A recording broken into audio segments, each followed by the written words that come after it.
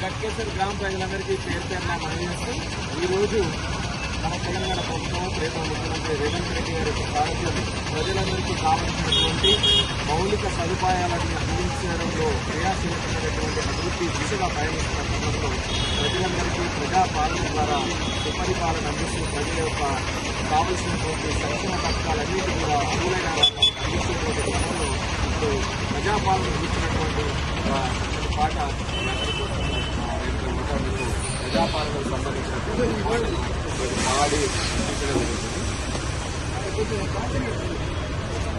ప్రజాపాలన